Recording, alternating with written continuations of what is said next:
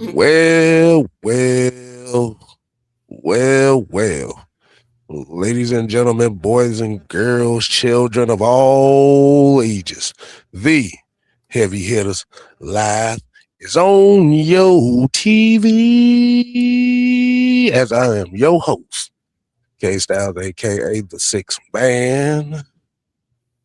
To the left side of your screen, we have the Senator Mad Mike Sports. I am American Bad. Watch me now. You can do my number.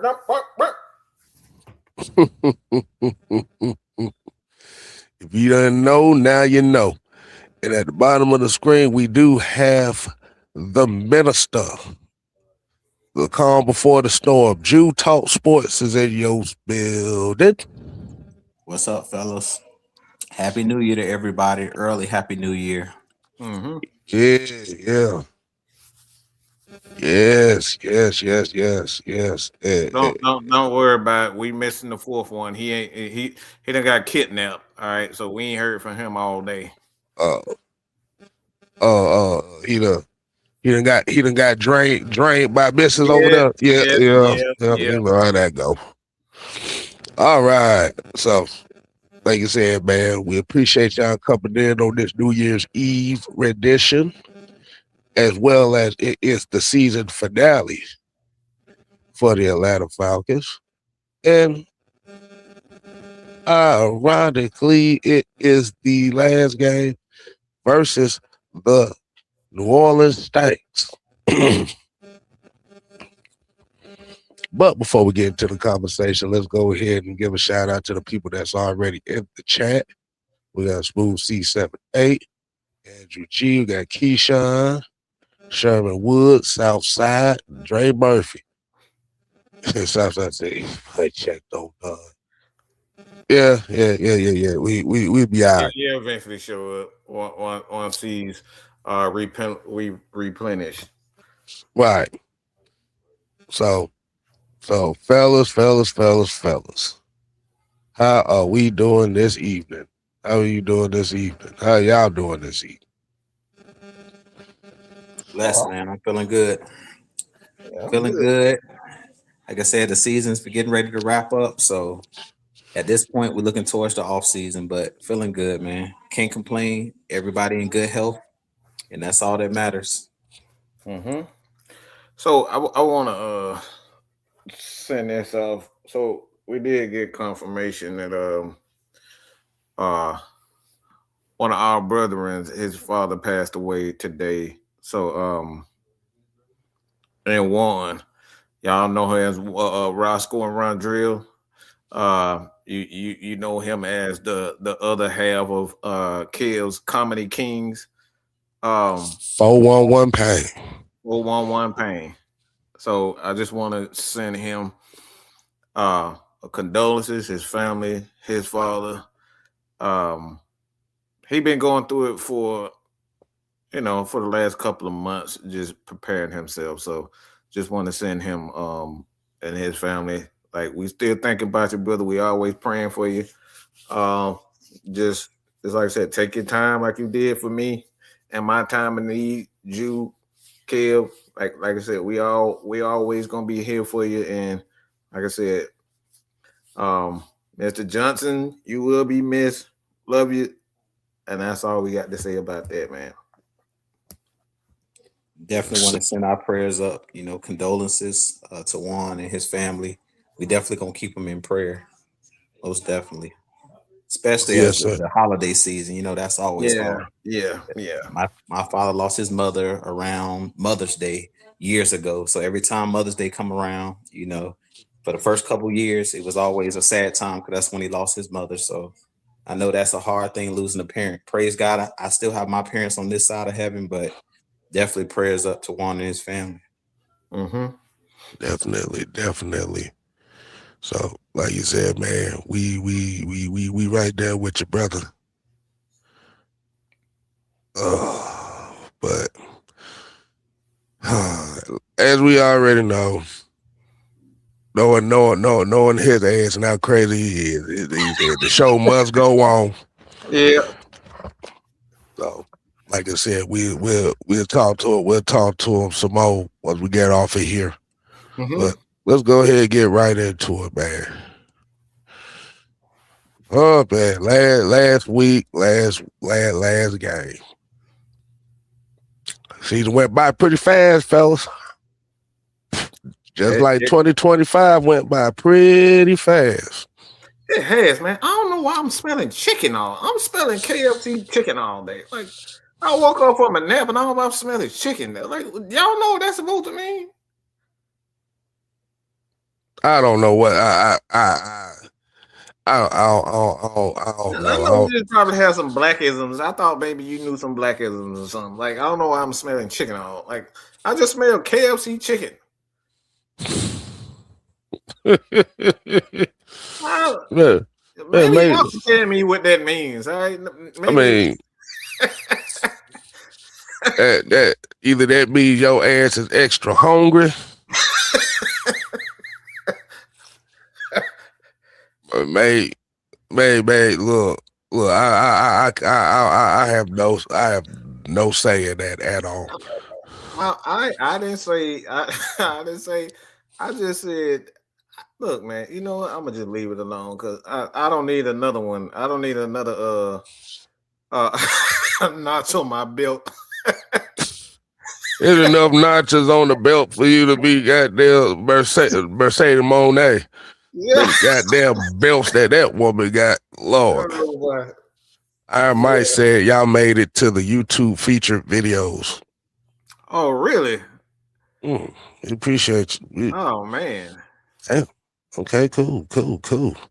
Hey, man, appreciate that. Absolutely.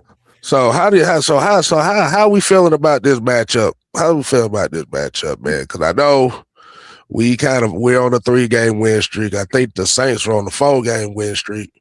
Mm-hmm. And it actually a lot of playoff implications in this game. Unfortunately, we would not be in the recipient of any of these implications at all. But this game is going to dictate who possibly wins the NFC South between the Panthers and the Buccaneers. Yeah, that's wild, man. I seen that. It's like if we win, then the Panthers, if they win, they get, or if we win, the Panthers automatically win the division. So now it's like the dang on Bucks, they rooting for the Saints to beat us so they can try to beat the Panthers. And what's crazy about this is OG said this at I think it was like 2 or 3 weeks ago. He was like, watch, all of us gonna end at 8-9, and then it's gonna be like a 3-way tie, and somehow the Panthers gonna win the division. And that's exactly what it looked like about to happen. Which is dumb. In this case, why we eliminated already? You know what I'm saying? Like if we end up with the same record, but it's like all of these tiebreakers, which is crazy. I really feel like we should have a round robin tournament, and then whoever wins go to the playoffs.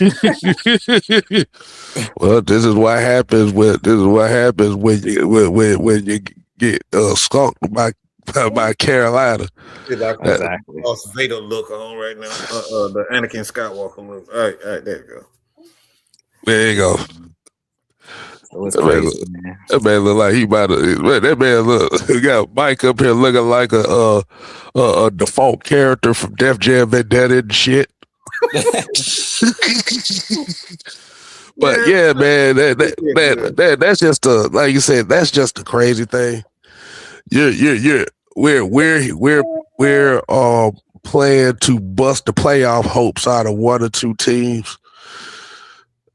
I don't like being in this situation because you want to be a team to actually win and have something in this particular NFC South race. And unfortunately, like you said, this is where a lot of people are very upset right now. So do y'all believe in that the Atlanta Falcons can keep this momentum up? Or do y'all think that they're going to fall into this thing, which is kind of theme all season is when you have a good win against a big opponent and then fall by the wayside the next week. So which Falcons are we going to see for this matchup in y'all eyes? You know what's crazy, Kay? It's like the Saints and the Falcons are playing the best football right now in the division, but the Panthers and the Bucks are the team that's playing for the division crown. So it's like it's just a whole dumb like the whole scenario is crazy. And what I don't understand is they flex their game to Saturday, but I'm like, for what? Because say the Bucks win on Saturday, but then we turn around and beat the Saints, they still lose the division. So it's like, flex that game for what? Because they're really not even, they don't control, neither team really controls their own destiny outside of Carolina. Like Carolina got everything going in their favor. If they somehow lose this division, I already been trolling. Like the Panthers, y'all know I've been trolling the Panthers all season long. So like if the Panthers somehow lose this division with us, and possibly they can get in with us winning, or they can get in by just beating the Bucks just in general, I'm gonna be so like, like they think they're getting trolled now. Like that'd just be so funny, but it'll be crazy if it happens that way, because it's just like I said, this whole scenario is just, it makes me upset because like, dang, we should be in this position. Like the Falcons really should be playing for the division title. To be honest, all of the games that we tricked off this year and lost, you know, that we had opportunities, all these one possession games, like, bruh, if we win that Carolina game, we're playing for the division crown. So, and a lot of people laugh, even me, at Tyler Shook. But if you look at Tyler Shook and the Saints, he's actually playing good football, which is crazy because when they drafted him, like, oh man, they should have took Shador, and it was so many other guys better than him. But looking at the film and looking at the games, I've watched some of these Saints games, dude could actually play. Tyler Shook can actually play. So it's just a whole dumb situation. I mean, I feel like the Falcons are going to come out and play well. The thing about it is, we know how these games go with the Saints, and the Saints are playing good football right now. So it should be a competitive game. Like I can't just go into this game saying the Falcons are going to beat the Saints because, as I mentioned, the Saints are playing good football, bro. So, and Tyler Shook might be playing the best quarterbacking right now in the division because Baker has not been playing well lately. Bryce Young, I just talked about him throwing for 54 yards last week. And then we know what Kirk Cousins just did last week. So let's be honest, Tyler Shook might be playing the best football in the division. Who would have thought that? Oh Lord, you just saying that right now just gave me a headache. Good Lord. But like I said, I do agree with you on that.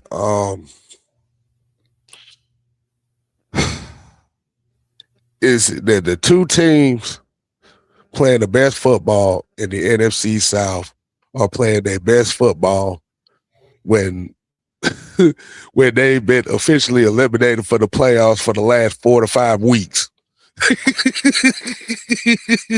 Bro, the Bucks are like 1-7 in their last 8 games, bro. And everybody laughed at us for blowing the division last year. The Bucks are literally 1-7. I think they said since week 10 they 1-7 right now in the division, bro. What you got on there, Mike?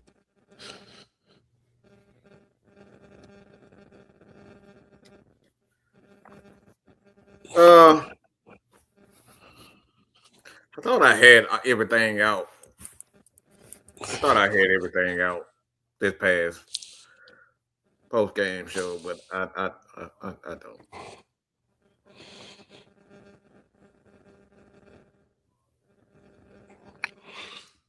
It's. I look at this division and I just look at. I can't unsee. You know, you finally walk in on your girlfriend, and you expect to see thongs. Mm-hmm. And all you see is the big ass, the big freaking grandma draws. It's like I didn't expect to see this. I walked in on her with a big grandma draws. You expect to see a thong. You said you expect to see a thong, but you see bloomers. I'm talking about all over the belly button and everything. I didn't expect this. I wasn't hoping to see that. I thought I was gonna see, oh baby, you look good. No, instead you see the big bloomers over the belly button. And you just can't unsee it. This is what the Falcons have done to me, y'all.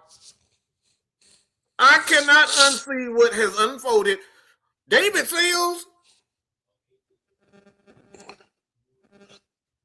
that man done caught more screens this year than he actually caught stuff downfield. He is the undisputed screen curl hook king of the Atlanta Falcons. He is nothing more than he's not even Brian Fennery at this moment. He's one of those players where you just look at him and say, bro, why are you even what's going on with this Atlanta Falcons team that we gotta look at David Seals and say he's the best hope that we have on this roster? He's the best one that we got. And everybody else, they got hope at the wide receiver court. We don't have no hope at the wide receiver court. So I'm saying all this to say this: we were the pretty girlfriend. The Falcons were expected to be the pretty girlfriend all season long whatsoever.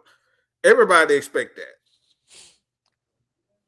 Instead, we got the girl with all the dang on makeup off, and they start looking like Darth Vader.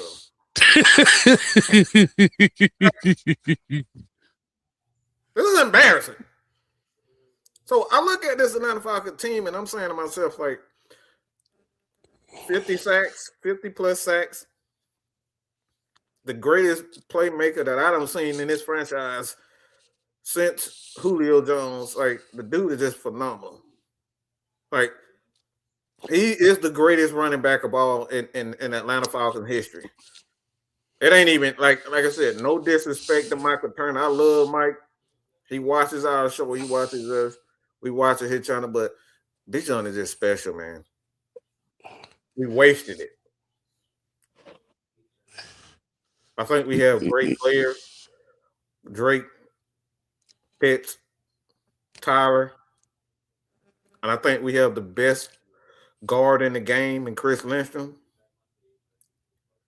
And we're up here playing for nothing.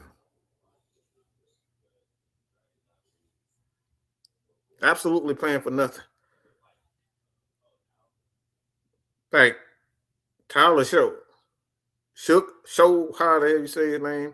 Tyler Shook. He playing ball right now. They got him playing some good football. So just looking at this Atlanta Falcons team and how things will go, I fully expect them to win. Why? Because it don't mean nothing. Doesn't mean a thing. Don't mean a thing if you ain't got that swing. You out. It don't mean nothing to us right now. So I fully expect us to come out and score by 40 points. Or it's this evil twin that I have on my shoulder.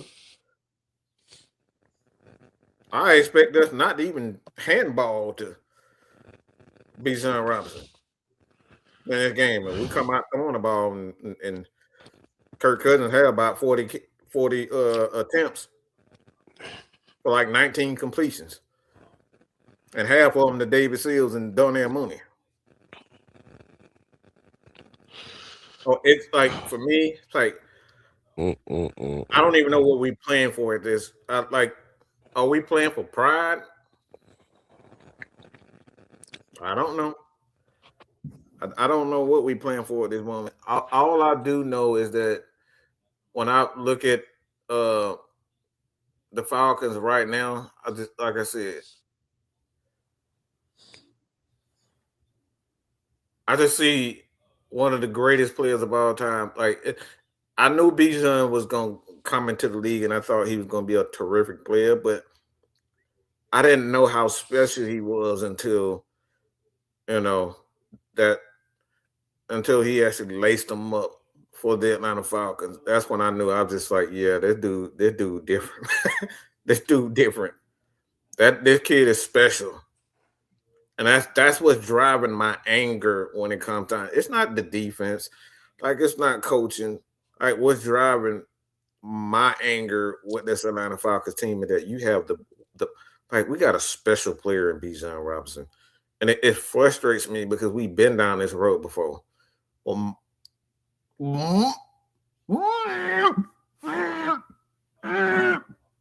been we've been down. We've been on this road with Matt Ryan.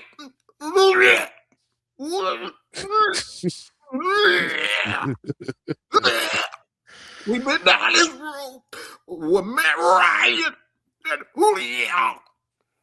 Wasting talent. Making me damn near puke, y'all. It's almost like deja vu. The same thing. We're wasting like Julio Jones and Matt Ryan are the greatest duo since Joe Montana and Jerry Rice, and we're wasting it. Like that, it drives me insane. That's what's driving me. It's like we haven't learned anything. This organization hasn't learned anything. So, like when you have special players, I can't for the life of me, I can't understand how you don't have a play action package for these wide receivers and Bijan Robinson. Like it's like that's what it's like I said, that's what's driving me. It's we're not learning anything. So hopefully this preseason, this off season, we kind of get things straight. But like, I think we can beat the Cardinals, but the Saints, and it is a rivalry game, so I fully expect this to be I expect the Saints to come out. I think they come out firing, man. Like they look very good offensively lately, but hopefully we can get it done. But like that's what's I don't like. And I know Jew probably Jew and Kev. Kev is a Georgia Tech fan, and when you have that great player and Calvin, and then you have a great player in like Jew is a Cleveland Cavalier fan. It's like you have LeBron. It's like when you watch these players, these great players, and we just don't know what to do with them. It just drives you, and it just drives me insane. Yeah. And like you said, that's more so the disappointing part is especially when it comes to this game is are we going to get the same Falcons we done seen the last 3 weeks? Because like you said, if we know what the theme of this year has been is if you look at when you playing against big teams like that, like the Rams, you beat the Rams. Following week, it's a toss up. It's either a toss up or a dud. Now, like you made a mention of something, and you might feel me on this. This potentially might be one of them games where they're going to try to force Kirk Cousins to win them the game. Yeah, after Bijan done had dang near two. You know what? See, that irritated me. You just got to be aware as a coach when players are, approaching history. Like for a running back, when you have the opportunity to get 200, like everything on that offense stops. We got to make sure he get that 200. And I think I know that's what Adrian Peterson was talking about. Like you have to be aware of those types of things. And even as a coaching staff, we're not even aware of that. Like the hell with Tyler being the finisher at that point. Like he's at 200. That's an elite company.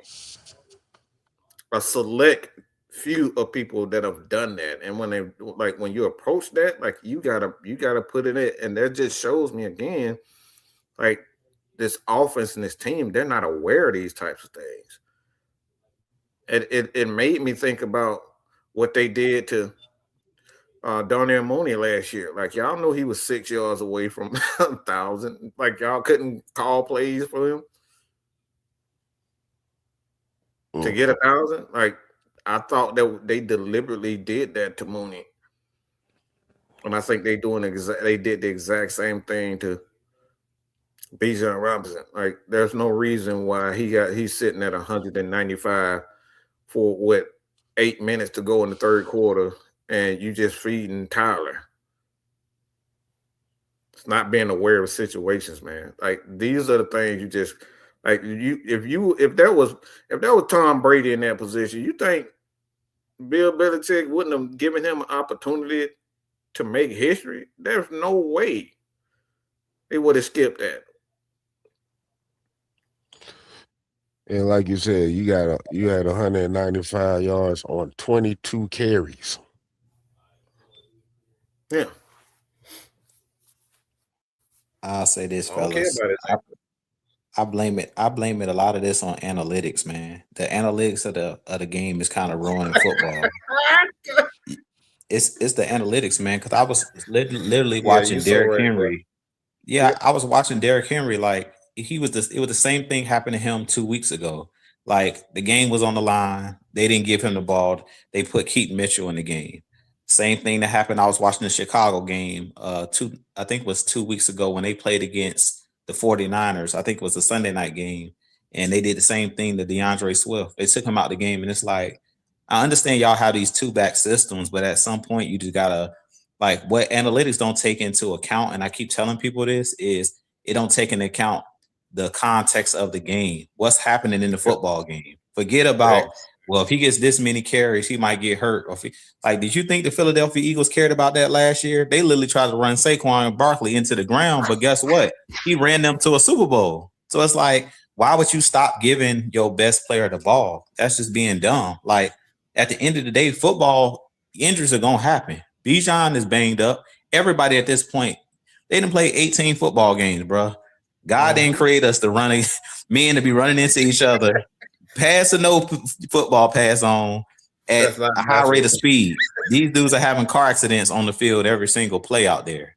So to see what Bijan is doing, I don't know if you guys heard Kirk Cousins talking about it, but he was like, I just felt bad for the kid. I was just like, I want to make sure he's all right. Like, let him get a breather, because in that last game, he was basically like, they just kept running Bijan the whole game. But I'm like, bro, Bijan gonna let you know if he's tired. At this point, he's your best player. Feed your best player. And that's what bothers me about these analytics. I hate analytics because it doesn't take into account common sense. Like, all these things on, okay, we drive all the way down the field. This is the beginning of the game. All these teams are going for it instead of kicking a field goal. So you don't want to take a lead in the game because the analytics told you that 55% of the time teams pick this up. Like, bro, take the points. I don't know how many times I keep saying that. I see teams every week lose by 1 point, 2 points. And it's because instead of taking field goals, they decide to go for it. That's what we seen it 2 years ago with the Lions. That cost them a trip to the Super Bowl against the 49ers in the NFC Championship game. Their coach following analytics, being dumb, and not taking points when points are presented to them. And then that was the cause of them to lose that game. So it's just like, forget analytics. Like, if I was a coach, I'm throwing the whole analytics department don't exist if I'm the head coach. I don't care about analytics. I don't care about the numbers, because what is Raheem Moore's favorite saying? Stats are for what? Losers. Okay, well, if that's the case, then why are we talking about analytics? Because that's a stat. All they looking at is statistics. Take them statistics out of here and actually look at what's happening in the game. Clearly, Bijan was the best player on the field the other night. And you can see that.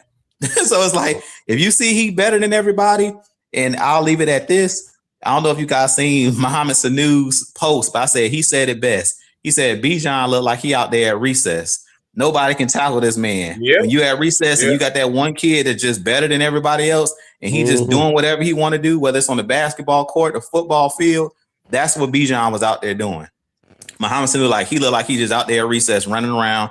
It was how many times we seen 3-4 guys got him in the backfield. Somehow he skate out and he run for another 30, 40 yards. And guys are literally in the backfield. This man is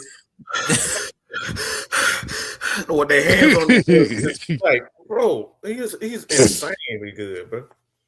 And that's my problem with the whole put Tyler in the game. He's the closer. I understand that, but how many times have we seen Tyler get hit in the backfield? Yeah, he might fall forward, but Bijan, he rarely ever loses yardage. He's either going to get back to the line of scrimmage or 9 times out of 10, he's going to gain some yards. Even if you're in the backfield, he's going to make that unblocked guy miss, which he always pretty much does, and he's going to possibly make a big play out of it because the one that he scored a touchdown on, go back and look at it. That could have been a loss of yardage. He jukes one guy, cuts in the hole, and then they pick up the blocks, and then he skates out.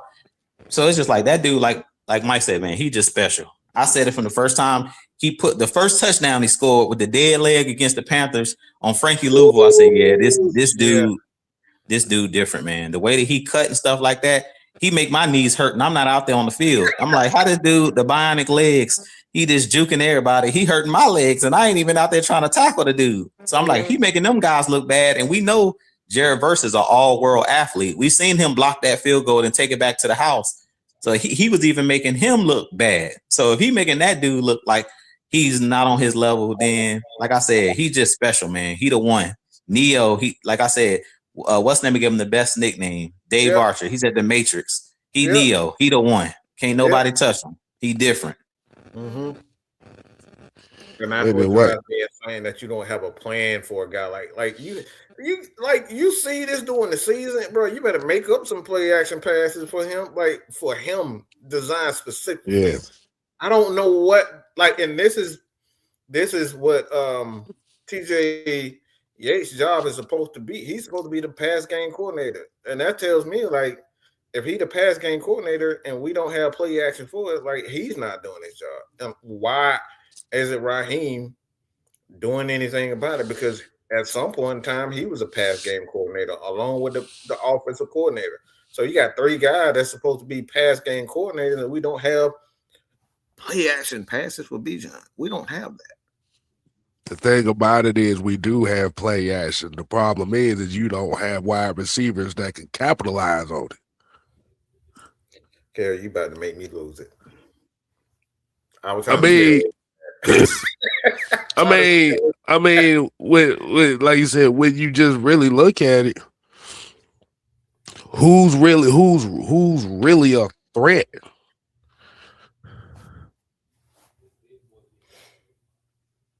Yeah, man. Like you said, it's just the past. Like you said, it's just how the play calling. We said that Zach Robinson just doesn't really know how to call plays. He doesn't have no rhythm or no rhyme or why he does what he does. That's the problem. And we've seen games when he put it together.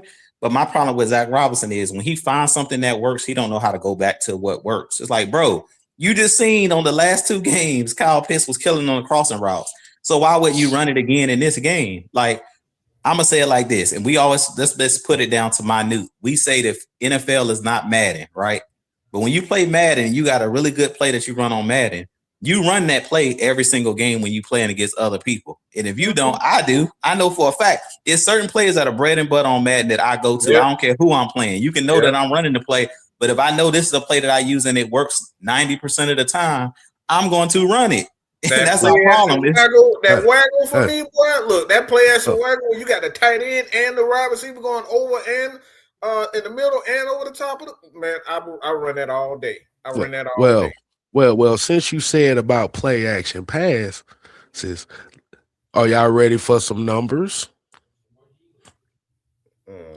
Go ahead, Kim. Go ahead. Okay, so as the Atlanta Falcons, as Penix and Kirk Cousins going into this week, they are both combined for 513 passing attempts. Hold on, say that again. Both of them are combined for 513 pass attempts. Who? Penix and Kirk Cousins.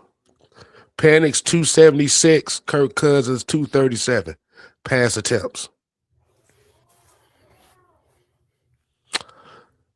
So both of them guys around that 62 to 60 completion percentage. Yeah. Penix is at 60.4. Cousins is at 62.1. It's not even much better. That right there tells you the play call is Hold on, exactly the same. hold on. Here's the number I wanted to get y'all on. Are you ready for this? Out of 513 pass attempts, 99 of those were play action pass attempts. 599 was wow. Out of 513 pass attempts, 99 of those were play action passes. We're not Like you even said, using. no rhyme or reason, bro. And that my biggest problem is I keep hearing that Penix can't go under center. I'm like, who told y'all that? He moves better than Kirk Cousins move. Who told you that the dude can't run play action? That's a lie. I don't like when they keep saying, well, he can't play under center. All he can play is in the gun, or only play, in the dang on pistol. It's like, bro, dude is mobile. Dude can play in the what's the difference from him being in a dang on shotgun, in the gun, in the dang on pistol, or up under center? It ain't no difference. To be honest, to me, like I said before, under center is the best place to be when you're running play action, because the run is that more effective, and it looks more similar when you're running out of the actual running out of the under center.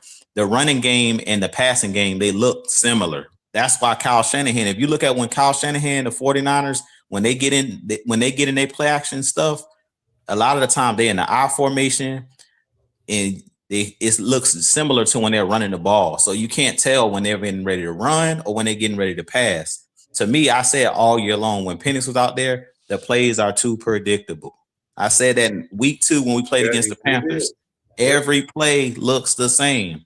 It's a reason why he threw that pick 6 against the Panthers, because every play looked the same. You're in the pistol, you got to continue to mix it up. So I really feel like with Kirk Cousins, he's benefited because guess what? They actually allow him to go on the center, and they've been mixing it up.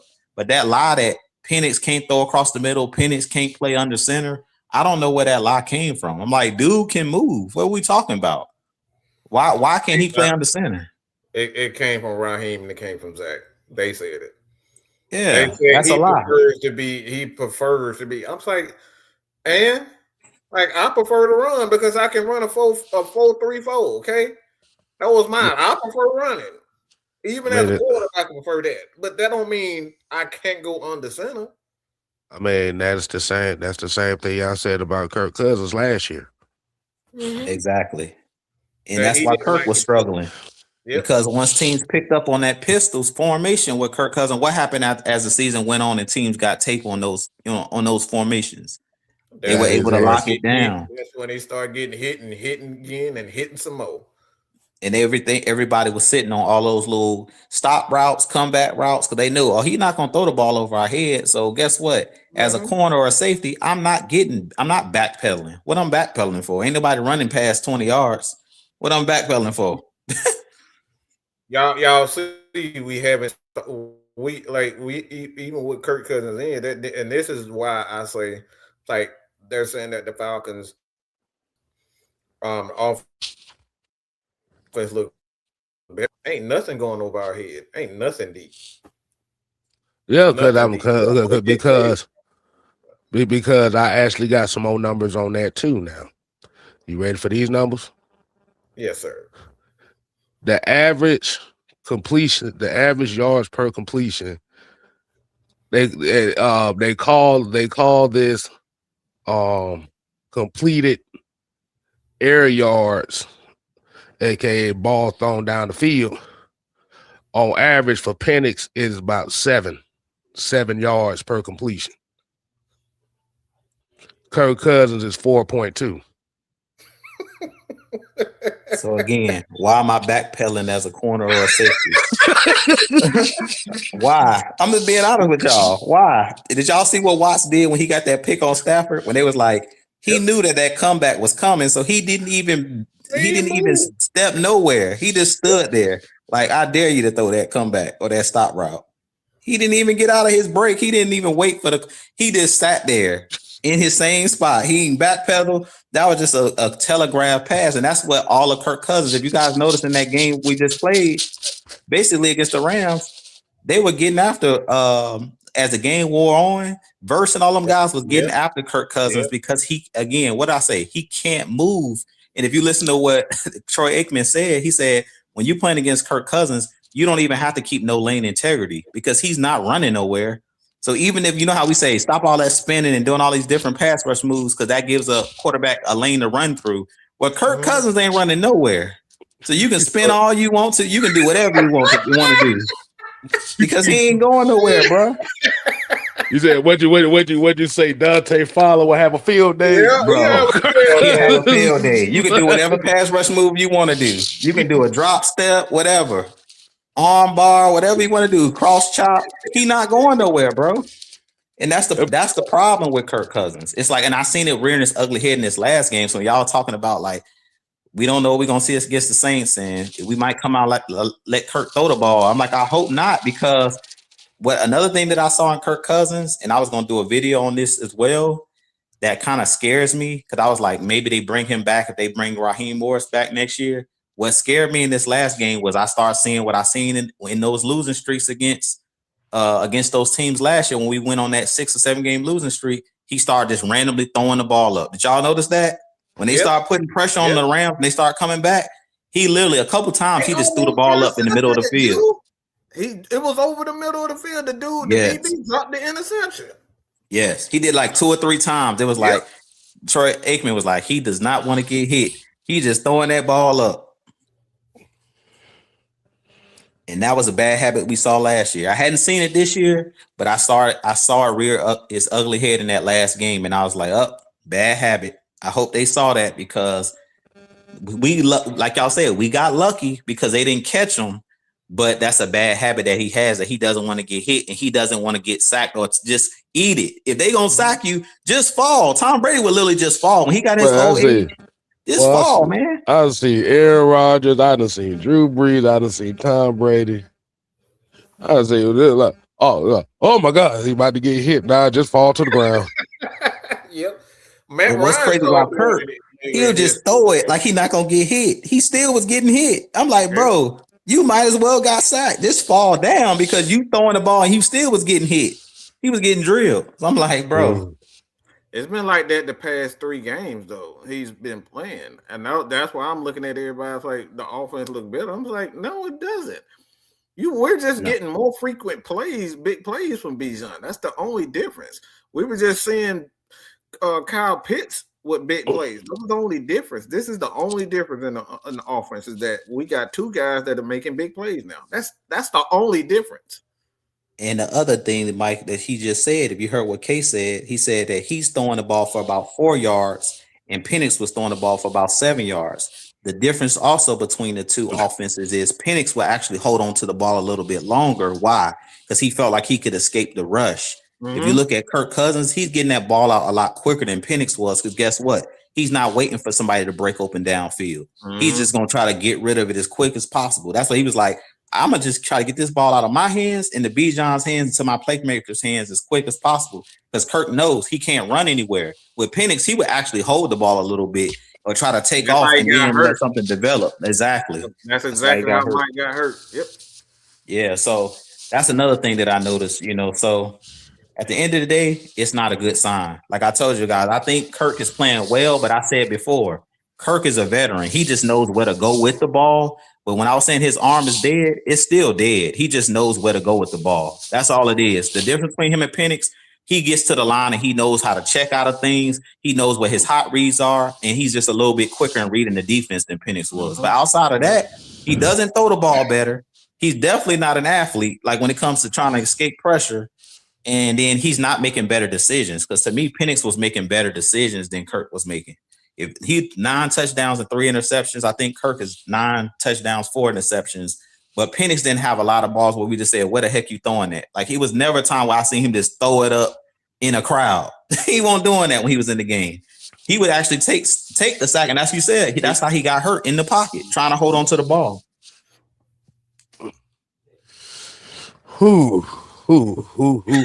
And I look at these I still look at these numbers, boy. These numbers are not good, Kev. I've been looking. This is why it's been driving me insane. Why everybody's saying like the offense looks better. I was like, No, this is what happens when you have great players. Great players make your offensive coaches look so much smarter than what they actually are. I heard you say this plenty of times. Like we see what's happening in Denver. Do they have great players on their offense? Why they look better offensively? Because Sean you have Payton. Sean Payton. That's it. That's it. It's simple as that. Because I'm Well, looking. Go ahead, Mike. My bad. no, go. No. Go ahead. I was gonna let you finish because I was sitting here looking at some more of these numbers, and I'm just looking at this shit. I'm like, this shit don't look no different. It's nothing different about it. It's That's what they want you to believe. See, the reason why it looks a whole lot cleaner for what Jew is talking about Kurt is because Kurt knows where to go a whole lot faster and a lot quicker. He know how to get out of looks. He has the freedom. This is the most important part. He has the freedom to get out of looks, and Penix didn't have that freedom to get out of looks, aka audible. They never gave Penix the freedom because you remember in the beginning of the season what was one of the biggest issues. They couldn't get the play calls in on time. So he was looking like call the freaking play. Right. That's it. That's the difference in the offense. Everything's a whole lot quicker because you allowing the quarterback to get out of certain looks and to get into certain looks. So when you take that ability away from the quarterback, he just got to run what's there. He's handicapped. Exactly. That's it. And you seen in this game, if you notice, Mike, they also allowed Kirk Cousins a couple times. He went no huddle and he just went back up to the line and called another play. Mm-hmm. And why do you do that? To trap their personnel on the field. So if you see like, oh, we got the advantage. All right. You know, Bijan got tackled for a 2-yard gain. All right, right back up to the line. Don't even huddle up. You know what I'm saying? And you go right into whatever your next play is. So that's why I said Kirk Cousins is just, he's a veteran. So it's like he's when they say quick processor, that's what they were talking about. He know how to process this, what the defense doing, this the look they giving me. I know where to go with the ball, get it out of my hands as quick as possible. And if you even listen to what Kyle Pitts has said in his interviews the last couple of weeks, they asked him, he said, Kirk just knows. He's basically, he was like, he tells me, he like the difference between him and Penix, he tells me like what to expect. Like this the coverage they in, this is what I expect you to do on this play. And that's just called being a veteran. You know what I'm saying? He has that experience. That's the difference. I was like, it ain't that he's better than Penix. He's just more experienced. I hope a 13 or 14-year veteran over a first-year starter is going to be able to do those type of things. So, you know, I mean, that's just bottom line, you know, that veteran, you know, leadership and him being out there on the field, he got all the answers to the test. He got the answer key. So he know what he done seen every defense. He done seen most of these defensive coordinators. He's played against them multiple times. So he knows what they like to do in certain down and distances. So he knows what to expect. Simple. But that's something that we've been talking about all year. About it all year. But also kind of speaking, outside of the regular guys that we are kind of expecting to possibly be the X factors, is there an unsung guy in this game for the Falcons that you may see have kind of like that? Look at me, I don't want to get cut game. Yeah, David Seals. Ain't nobody gonna want him. Like he's gonna have. If anybody have a good game, it's gonna be him. Because the thing about Mooney, I was like, teams know he can't get off the snap, so they just pressing the hell out of him. And Zach is doing a horrible job of hiding him. All right, and what I mean by hiding him, I'm moving him around and making sure that he doesn't get jammed, because that's what they're doing to him. He can't get off. Like when you see him have big plays because he's got off the jam. He didn't get jammed, he won. But like that's what guys have been doing with Mooney all year. They just been pressing him and he can't get off the jam. Motherfucker, Bijan Robinson averaging 5.3 yards per carry. I don't see how you don't have a play action game for that. He averaging 5. You ain't got to get but another 5 yards for a first down. You can't take advantage of that as a play caller. That is insane, boy. You say one player that I expect that don't want to get cut that has to play a big game. I would say K on the defensive side of the ball, CJ Henderson, the corner, CJ Henderson. Either him or Kobe Bryant.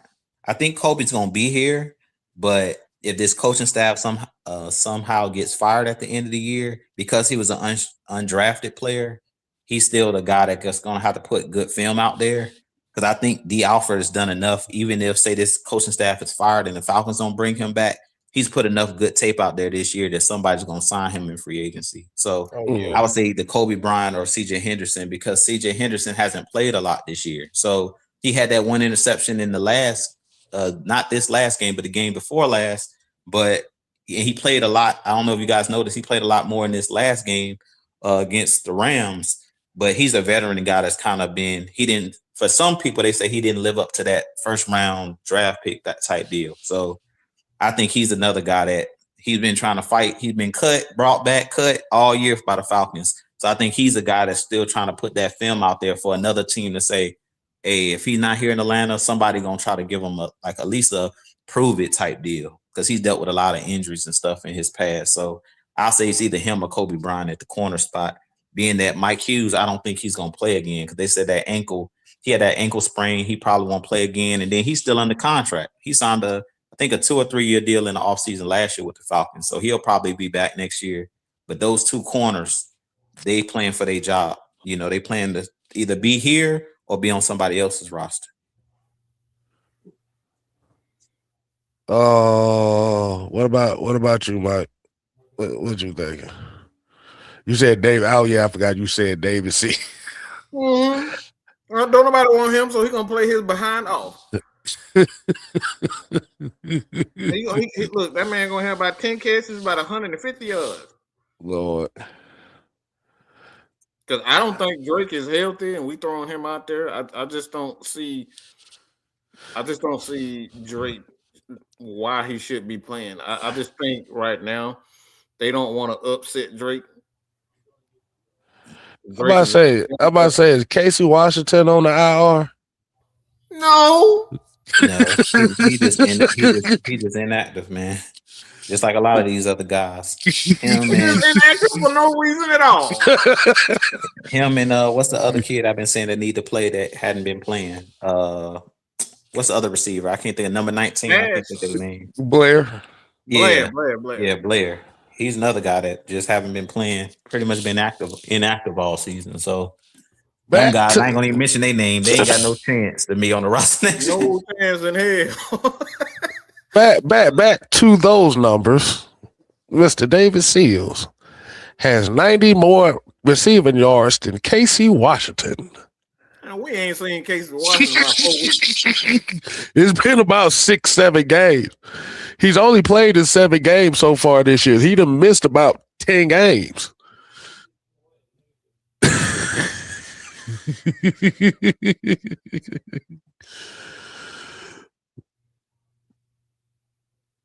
That's about sad. That's sad, ain't it?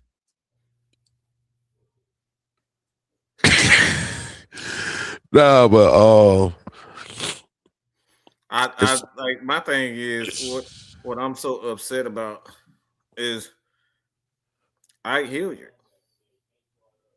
That's his job. That's what he does. He has a track record of developing wide receivers, and we have no hope right now. The wide receivers that we have, like we're saying, Devin Tompkins, and even the only reason why he is because he fast.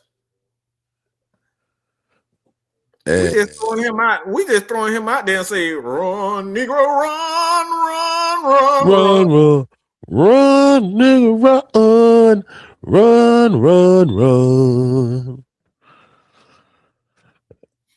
They ain't running nowhere. Cause let me see. Hold on.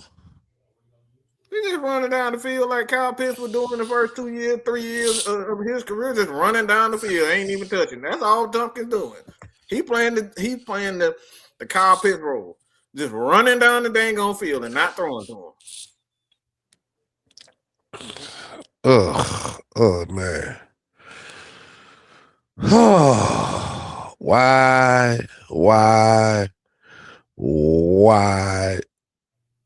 That's all I have to ask is just why. Like it's going all. See, the thing is, it's happening all over the field. Now we finally starting to see guys like Khalid Kareem come in and play, and then we don't know what's going on with Troy Anderson. We haven't seen him. DeMarco Hill's supposed to be this and supposed to be that. We barely see them. KJ Osborne. We brought in so many wide receivers that was supposed to be familiar with Kurt. We haven't seen any of those. We haven't seen any running back outside Tyler Algier and Bijan Robinson. We don't even know if any of the quarterbacks are alive on this team except for Kirk Cousins. We keep putting Charlie Warner in the backfield, knowing dang on well that nobody's gonna pass to him. So all they doing is just blitzing every time they see Charlie in the backfield because they know exactly what's gonna happen. He ain't running nowhere. He ain't catching no passes. Y'all know he in there to protect. This is go back to what you was saying. Everything is predictable. This offense is completely predictable. Hold on. You got a chat. You got a super chat here from, I guess, Lil Robert. I think this is supposed to be Robert Pond. I think he said it in the chat earlier. He said, Happy New Year, fellas. May God continue to bless each one of you. Thanks for boring my favorite show. I think you said thanks for bearing my favorite show. Okay. Well, I'm about to say, boy, eating them pork chops and typing at the same time, boy, you having one of them mic moments right there. I know I had a moment. Hey, we thank you, Robert. We appreciate it. But and that's the one thing about it that's kind of scaring me about this game. Oh yeah, he said be my favorite show. Okay. I had to read. Well, I told you that pork chop sandwich, boy. You see, he got the grill on the thumbnail. Yeah. Well, he was eating some of them. He was eating some of them ribs, boy. Like, and put the wrong number on it. That's that barbecue right there. Tastes so good, make you want to smack your mama. Don't it, Willie? Yeah, boy. Hey, mama, what the hell you want, boy? Slack. I'm watching that movie. I'm watching that movie right there. Good Google movie. They gave that woman a concussion, and that woman had PTSD. But we definitely appreciate it, man. We appreciate it. But that's one of the things that kind of scares me about this game. Is I don't know what Falcons team we're going to get. And we've, like you said, these past 3 games, we won 3 games in a row. Keeping it simple, stupid. Going against the Saints, I'm just afraid that they just gonna try to do some outlandish stuff.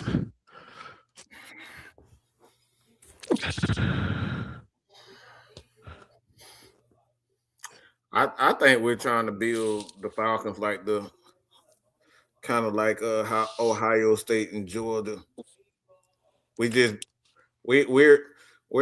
trying to bring in all good players and then players that fit our system. So it don't even matter if they're good anymore. You just bringing a whole bunch of guys in because they fit the scheme. Like Georgia offensively, now defensively, defensively Georgia they bring in all the best athletes on defense, but offensively Georgia they're bringing a whole bunch of people that fit their scheme. And I think that's what they're trying to do. They don't care about talent offensively because you know why? We don't even throw a for our athletes. We don't even throw to our athletes. Right. They're not even involved in the offense. It's like I heard, who was it who said this? I did the video on it, but Ryan Clark was like, was it Ryan Clark? He was like, man, where's Yeah, that was Ryan like, Clark. Drake London and Kyle Pitts? Like, they ain't even like, what the hell? Why weren't they even in the game? It's like I just don't know. I think something wrong with. I think these boys. I really think they slow. I really think Raheem and Zach real slow. What Sam call him? What Sam call him? Homer and Bart Simpson. You know how little infants, when you be looking at the infants be looking at look at each other and they be like, no, we got and you be like, and they be talking to each other, and then y'all be looking at like, what the hell they saying? Like that right there, Raheem and Zach, they be like, we be looking at like, why you gonna do that? Nobody knows. You said they over here speaking farmer friend. They speaking farmer friend or whatever language they speak. We still trying to figure out what the heck they doing. Southside says Saints ain't got nothing to lose. They've already went over their season expectations. I think we'll be ready to play, man. I mean, it's the Saints. If it wasn't any other team, I'd be like, I don't know. But the Saints, I think they're gonna be ready to play because it's just the rivalry of the Saints. We know we hate the Saints. The players hate the Saints. The fans hate each other. Like, this is just one of the deepest rivalries. So I think they'll be ready to go, but that don't mean that we're gonna win. You know what I'm saying? Because I'm telling you, the Saints are playing good football. Like, I'm just being honest. You guys know I don't like to say nothing positive about the Saints, but I've actually watched their games and was like, nah, this dude Tyler Shook. And I actually have respect for their coach. Like Kellen Moore, how we talking about Zach Robinson, that's not Kellen Moore. Kellen Moore knows how to use the weapons, because guess what Kellen Moore was last year? With the Philadelphia Eagles. He was their offensive coordinator. He the one who actually at some point, wasn't he? What'd you say? Wasn't he with Dallas at some point? Yeah, he was with Dallas at first. He was Dallas's offensive coordinator as well. Oh, yeah. He was with Dak as well. When Dak had his best season. So, like I said, man, and I think they were like a top passing team when he was in Dallas. So and we all know that Kellen Moore is a former quarterback at Boise State years ago. So he's one of those guys that, unlike us, he actually knows how to continue to do what works. He's the one that kept giving Saquon the ball, even though he prefers to throw the ball. He understood what Philly had, and he understands how to use his weapons. Chris Olave is having a really good season. Like I said, I've been watching their games, and I'm like, yeah, this Tyler Shook, I really feel like he's developing well, because why? Kellen Moore is a former quarterback. He understands how to put him in positions to succeed. He understands that the running game helps a young quarterback. You know, he's not putting him in bad situations. So if anything, the reason we would lose this game is because we're out coached, because Kellen Moore is a really good coach. Like, he understands offenses. I don't know about defense, but offensive wise, he understands how to put those offensive guys in the right positions. He's actually moving Chris Olave around, Mike, like you're talking about. He don't leave him in one spot and just say, okay, I'm going to let AJ follow him the whole game and just leave him on one side of AJ covering the left or right side. He going to move him in the slot. He going to stack formation, like, bunch formation. He going to do different things to put Olave in a position to get open. Unlike we do with our players, where we just leave guys in one spot and don't let them, do their thing. Hey, Mike, you realize what Drew just did, right? Go ahead, Kel. Go ahead. What did we talk about last night? Formlessness versus stubbornness. Yep.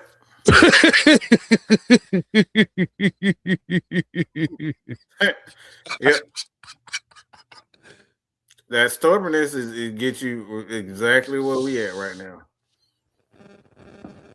Like, you have an idea of what you are, and you're going to do it no matter what happens, the circumstances, situations, and results. You have a picture and an idea of what your offense is supposed to. And that right there has always been the recipe for a disaster. Again, the greatest system that even was developed in football is the West Coast offense.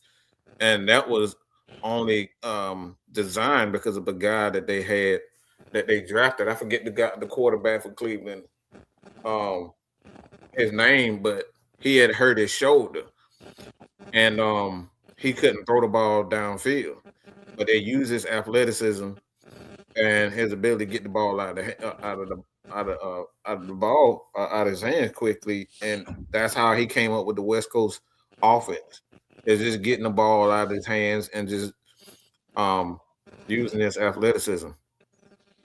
So a lot of the things that have become great has become because of even the grits blitz. Like the Falcons had a whole bunch of talent on defense. They had a whole bunch of athletes. They had safeties that could tackle. They can run like heck, and they had linebackers. They had guys like Claude Humphrey. It was incredibly talented and deep defensively. So they came up with the grit blitz, which is the 4-4 and the 4-6 defenses and whatnot, bear fronts and all that type of stuff. It was because of the athletes that they had. So we're not doing what we need to do because they have an idea of the formations that they want to run all the time, and they're not adjusting the system according to the players. It's like it's like it's like this. You ever seen in the Olympics? One thing, like if you see Curry and LeBron play together, KD play together, all of them just say, "Nah, bro, this is Steph Curry show." Everybody just run. Look, wait, set picks and just let Curry just run. It's a delight to watch them three together in the Olympics. They just said, "Nah, Steph, this is your team." When we need to show out, like nah, we run around. You see LeBron, he playing defense. He's setting picks. He doing all this stuff. KD, the same thing. Everybody doing this because they know Steph is the dude. They know he that man. So we got all these players just you running plays. The coaches calling plays for Steph in certain situations. It's like these are the things that your coaches and your personnel are supposed to know. And we got right here. We up here trying to throw the ball to David Seals. We got him on the field for 500 snaps. With 17 cases on the 500 snaps and 17 catches. Okay. Okay. I just wanted to let everybody know. I think the quarterback that you was talking about, was it Virgil Carter? Virgil Carter, yep. Was it Virgil Carter?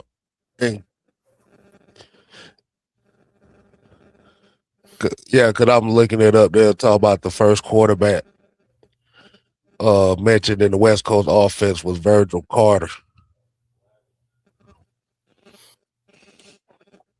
But that's like I said, that was the thing about it was Virgil Carter because that was the thing with him. He got hurt, and like I said, they got hurt, and he came up with a whole different plan for him within the season. This is what happened.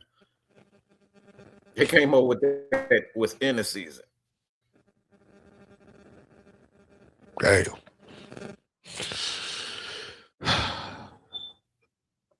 Keyshawn said the most frustrating part of this season is the 3-game win streak. The 3-game winning streak. Good God Almighty, y'all. We won a lot of games this way all year, and we go right. Like that's why we got whipped by Carolina because we went away from it.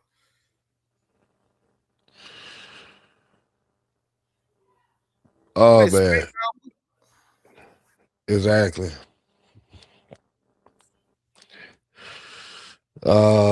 Said when we played Drake May, we sacked him 6 times, but he still passed all the. Yeah, that's because when it came to those crucial moments, and like you like to say, those 3 to 4 plays in those crucial moments, the defense wet the bed.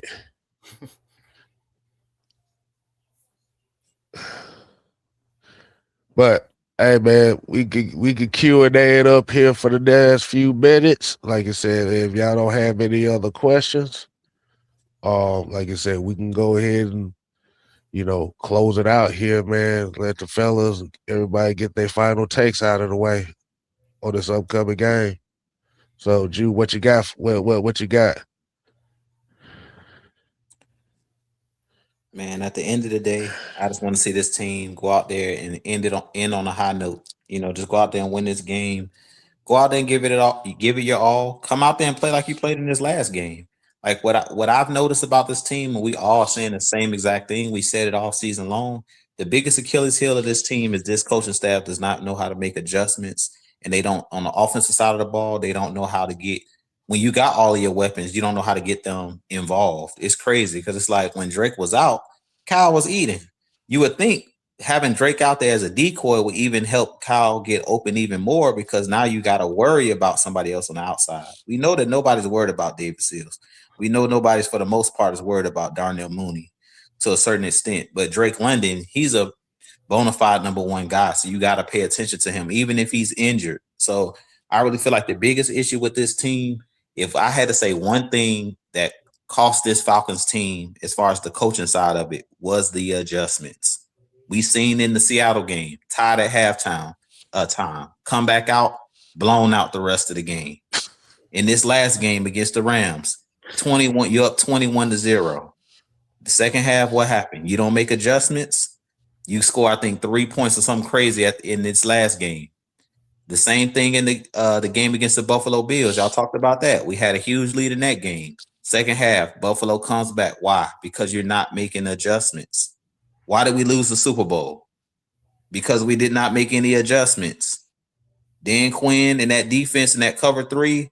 What did Tom Brady do in that Super Bowl in that second half? I'm gonna hit these dink and dunks in the flats with James White all day until y'all gonna leave that open. Okay, we're gonna take our 6, 7, 8 yards every single time. He gonna run out of bounds. We're gonna stop the clock. We're gonna get back in the game. We're gonna nickel and dime you, as I call it, a death by 1,000 paper cuts. So until this team and coaching staff learn how to make adjustments, you can have good players all you want to. Bijan is great. Drake is great. Kyle is great. But until we learn how to make adjustments and get these guys involved, we're going to continue to struggle. And that's why every single game is coming down to the last possession or coming down to the nitty gritty, when some of these games can be put away, but they're not put away because guess why? We don't know how to adjust, and we don't know how to get the star players involved.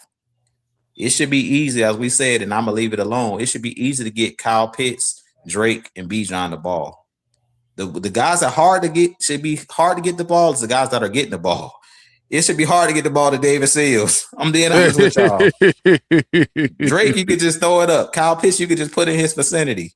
These other guys that's on the team that can't beat press coverage, like he talked about the David Seals, those are the guys that, like, and that's what I said with this team is when we butt backwards. The stuff that should be easy is hard for us. Mm. So that's just crazy, man. And speaking of that, I guess Keyshawn asked this question. I guess you go ahead and hit up on it, Jew. Would you be open to trade for Khalil Shakir from the Buffalo Bills? That's if Buffalo want to let him go. But to me, Shakir is like their Wes Welker. Like, he's one of the guys that Josh Allen goes to in third down and crucial moments. So I don't know if they'll be willing to get off of a Shakir, but anything would be better than what we currently working with. I'm just being honest with y'all. Like at that third, fourth, fifth receiver, let's just be real. When we lost Ray McCloud, as much as everybody joked about Ray McCloud, now we see, and that's why Ray McCloud was posting all that stuff he was posting, because none of these guys put up the numbers he put up last year. He put up dang near 700 yards receiving last year. So as much as we scoffed at it and we made fun of him fumbling the ball, and we, Mike always call him Ray McGoof and all that stuff, he actually was making plays. So that's also, and he played special teams. So I'm like, and Ray actually made some. That's all. I just say, yeah, that's what I'm saying. But I'm like, even with him being goofy, he made more plays than the guys that we, like you said, you just talked about David Seals. I'm not trying to hate on David Seals, because David Seals actually has stepped up these last couple games and made plays. But guess what? We know on any other roster, he's been on practice squads for a reason. Let's just be honest. Nobody cares. That's why he making plays. Nobody Yeah. cares. Hold on. Let's put some more numbers up here just to get everybody a concept as to why it makes Mike David Sills make Mike throw up. Let's see. So far this year, That man catches his catch. hold on. Let me see. 1, 2, 3, 4, 5, 6, 7, 8, 9. Yeah. So David Sills has 9 games in which he recorded 0 catches. Yep, that sounds about right. But also to answer the last person's question that you had up there, Kay, you can find like a Shakir in the draft. Just draft a wide receiver. That's what I would do. I wouldn't even sign another wide receiver, like no veteran guy, because it's going to cost too much money. And because we got guys like Caden Ellis trying to get a new contract, because we got Drake coming up for a contract, Kyle Pitts, you're not going to necessarily bring in another veteran because it's going to cost too much money. What I would do is just go in the draft and just get a guy, because you can find a Shakir, and those kind of guys anywhere in the draft. Like those little slot type guys. He got Branch. He's just like him. Like right. You can those type of guys. I mean, the Chargers got one in my honky. Okay, like it's so many guys like that you can find. Yeah, like those guys are a dime a dozen. Not to say that they're not good, but you just can find them. The wide receivers it's multiple guys. Go watch the college football playoffs. You see wide receivers all over on every team. You can find a wide receiver. So that's the prime position now. If you don't want to take the punishment at running back and you want to get paid, because that's where the money is at right now in the NFL. A lot of these guys that were running backs in high school are playing wide receiver. So you can find a wide receiver in the draft. Shoot, at this case in point, shit, you might as well go and start scouting the Canadian Football League for some wide receivers at this point. And you'll find somebody too. What's it exactly. You'll find somebody. Exactly. All right, Mike, here's a question for you from Dre Murphy. He said, is Xavier Watts Jesse Bates the third? Is Jesse Bates replacement? I believe so. I don't see a reason to play Jesse Bates, to be honest. Like Xavier Watts just looked like he got it. And to pay Jesse Bates another $20 million when you got a guy like that, I don't think it's a lot of common sense, especially when the Falcons, especially and primarily when you're missing a few picks this year.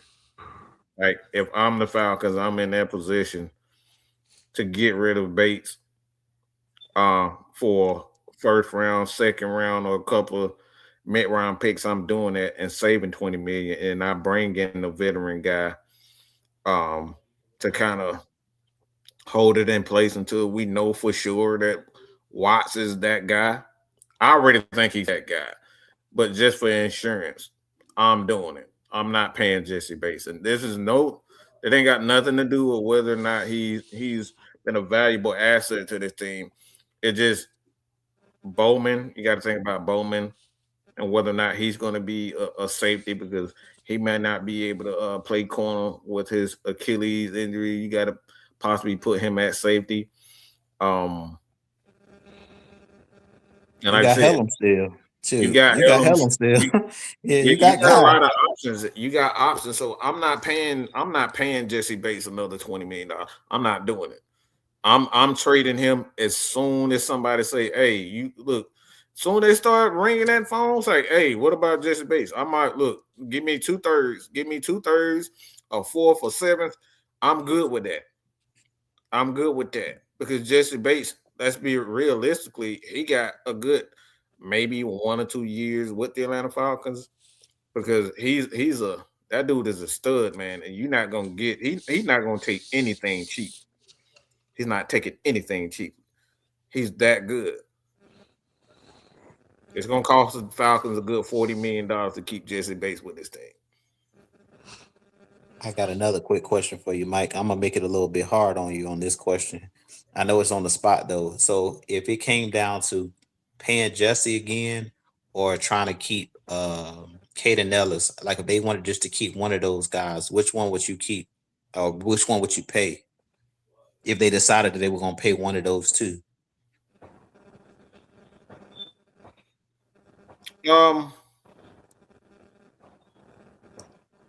If I were to, if you're saying if I was forced to make a decision, Yeah, then if you were forced to make a decision between the two, because from my understanding, Bates got one more year under his contract, but Caden Ellis is a free agent this offseason. So, like, if they make that decision where you were like, we can try to move Bates, like, I'm assuming you're saying this offseason, try to trade him while he still got that 1 year, he's under that contract. And then would you try to pay Caden, or would you just be like, let's just try to draft a inside linebacker and get rid of both of them, just get some assets? Because Caden could walk for nothing. You know what I'm saying? He's either out the door, and that's why I think he is really, and I was going to do a video on this, and I probably still will. Personally, what I think is going to happen is I really feel like Caden is tied to this coaching staff. So this coaching staff leave, no new coach is not keeping Caden Ellis on. That's just how I feel about it, because they might run a totally different scheme. Yeah, I second that emotion. I just think it really just come down to the coaching staff, because we already got a Caden Ellis on this team already. We got a couple of them, to be honest, and one of them is Jalen Walker. So Caden Ellis isn't really that valuable to this defense the way everybody think he is, because Jalen Walker is a stud, man. When I tell you, I've seen him at University of Georgia. That dude can do it all. He can do it all. He can get after the quarterback, as we see. He can play linebacker, strong side, middle. Like, this dude's incredible. So I don't think you really necessarily need. My thing is, I will probably keep Jesse Bates just on that note if I'm forced to choose between, because I think you can allow Caden Ellis to walk, and then, at some point in time, if and let Jalen Walker play that role. Yeah, and let Jalen Walker play that. And I think you can still, like, depending on the system, if we're going to continuously be aggressive and blitz, it's not going to take away from Jalen Walker's ability to get after the quarterbacks and get sacked. Right. That way you'll be able to do what the Packers was doing with Michael Parsons. Like, he wasn't always lined up on the edge as a defensive lineman. They were playing him. They were moving him around and playing him at linebacker and blitzing him in the middle, on the right side, left side. Like, they were just putting him in different positions. You can do that with Walker.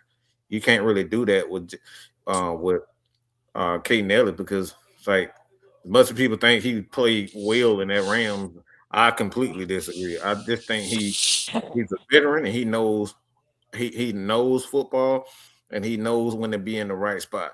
That comes with experience. And kind of to add to that conversation right there, Drew, and you could put this in your notes too. If you just look at the last two drafts that they've had, it basically shows that they are prepared to let these veterans walk. Yeah, like you said, Ruka Rororo, Brandon Dorless, Jalen Walker, James Pierce, Xavier Watts, Billy Bowman. Like you said, they've already got ahead of that process of possibly replacing these vets. That's a fact. That's why another reason why I'm like, I ain't so much on that fire Terry Fontenot train, because to me, the guys he replaced them with, they doing the job. I'm just being real with you. Every single person y'all just named are all making plays.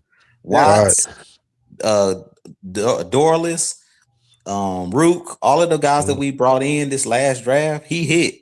Everywhere we look, he hit the jackpot. Like, Terry Fontenot and this scouting staff hit on picks. Pierce, Walker, Bowman, all of them guys were starting and playing and being productive. So Terry's doing something right. Zach Harrison, before he went down.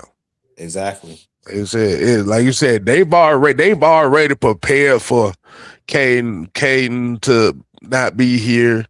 Yeah. Like you said, they're slowly bringing in the process of possibly replacing Bates. They probably going to need another safety or something just in case. in the draft. And I said, look, Yeah. people keep saying we don't got a first round pick. You don't need a first round pick to find a good safety. And the thing about it, with that first round pick, that first, like you said, when we got James Pierce, that trade that we got James Pierce is the reason why we got Xavier Watts on the team too. So you really ended up getting a 2-for-1 special. Yep. Exactly. And spoiler alert, Watts is a first round pick. Spoiler alert. Look how the dude playing. He should have been a first round pick. Mm-hmm. So they hit on a 2-for-1 special right there. Like you said, even if you need another interior linebacker, like you said, hit it in the draft. We do not have money like that. Hit it in the draft. Brandon Dorless, they said it's not an ACL. It was a hamstring. It was a hamstring. Praise God. He was balling. We need him to miss all next year, especially because David Onyemata is another one on maybe out the door. Yeah. So Fred asked, do I think Penix will be back by week 1? I highly doubt it. I'm not going to put my cash on that because, like you said, that's an ACL thing. If you say he's ready, don't bring him back. I don't care what he says. Yeah. Like you said, you won't. He's the franchise at this point. Like you got to be careful with that. I mean, the beautiful thing about him is that you got an offensive line. I think they're going to extend Bergeron. I think they're going to extend Caleb McGarry because we miss him greatly this year. Good googly moogly. Yeah. Okay, I guess Caleb McGarry is not a sorry ass right tackle anymore. They already paid him, Mike. Remember they paid him in this last offseason. Before he got hurt, he got paid. Remember they extended him last offseason. Did they extend him? They extended him. They extended him. They gave him like a 2 or 3 year extension. Before he tore his ACL. Yeah, cause he took a major pay cut of an extension to stay here. Yeah. I forgot about that. So they like I said, man, like Penix, Penix is like for a quarterback. We seeing that a quarterback doesn't have to be mobile in order to be effective.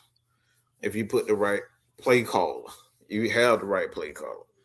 So he doesn't have to run. I mean, do I have to bring up Phillip Rivers?